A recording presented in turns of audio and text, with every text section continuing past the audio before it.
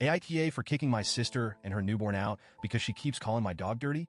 I, 28M, have a golden retriever named Max. He's my absolute best friend, my baby, my rock. I've had him since he was a tiny, clumsy ball of fluff, and he's been by my side through thick and thin. When I went through a terrible breakup, Max was there. When I lost my job and was spiraling into depression, Max was the only thing keeping me sane. The point is, this dog isn't just a pet to me, he's family. Now, enter my sister, Lisa, 32F. Lisa and I have always had a decent relationship. Not super close, but we got along well enough. She's never been an animal lover, but she was never outwardly hostile toward Max either. That is until she had a baby. Lisa and her boyfriend split up a few months before she gave birth, and since she didn't have anywhere to go, she asked if she could stay with me temporarily until she figured things out. I said yes, of course, because, well, she's my sister, and I wasn't about to let her be homeless with a newborn. I knew it might be a bit of an adjustment since I live alone and am very used to my routines, but I figured we'd make it work. I did not expect it to turn into World War III over my dog. Lisa moved in when her baby, Sophie, was about 3 months old. The very first thing she said when she walked into my house wasn't, "Thanks for letting me stay," or even, "I really appreciate this." No, the first thing she said was, "EW, does he always sit on the couch? That's so unhygienic." I should have known right then that this was going to be a nightmare. I kind of laughed it off and told her, "Yeah, he does.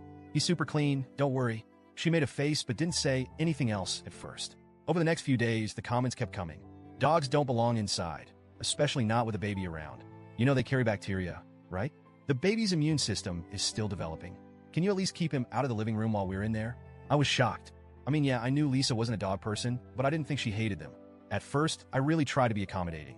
I agreed to keep Max out of the nursery because, fine, that's her space, and I get wanting to keep it baby-proofed.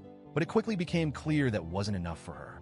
One day, I caught her with a bottle of disinfectant spray, soaking the couch where Max had been sleeping. I mean, the cushions were literally wet. "What the hell are you doing?" I asked. She looked at me like I was the crazy one. "I don't want my baby rolling around in dog germs," she said, like it was the most obvious thing in the world. I tried to explain that Max is bathed regularly, vaccinated, and probably cleaner than half the people she interacts with on a daily basis. But she wasn't having it. She kept saying things like, "It's just not safe for the baby, and you wouldn't understand because you don't have kids." Over the next few weeks, she kept pushing the boundaries. First, she asked me to keep Max off the furniture entirely. Then she wanted me to keep him out of the living room when she and the baby were in there. Then she suggested I start keeping him outside. That was when I finally snapped and told her, "Lisa, this is Max's home.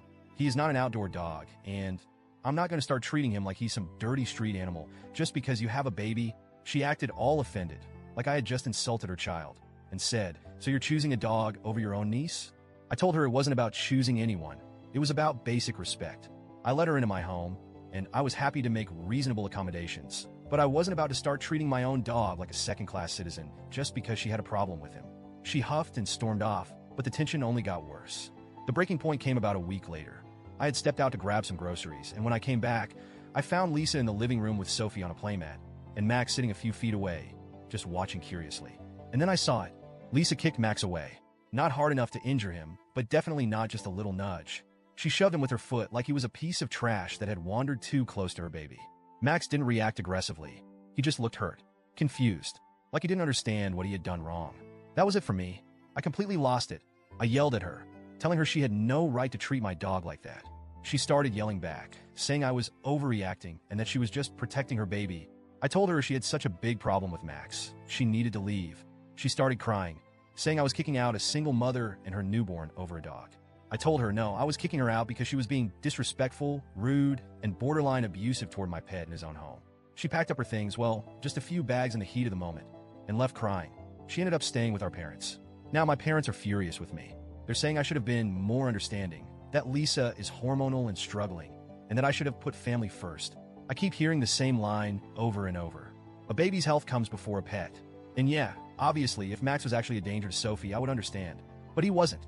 He was just existing in his own home, minding his own business. And Lisa was actively mistreating him. I feel guilty because, yeah, I did kick out a struggling new mom. But at the same time, I feel like I had to. She was making my home miserable. She was treating Max terribly. And she was acting like I was in the wrong for not wanting to exile my own dog. So, Reddit, AITA?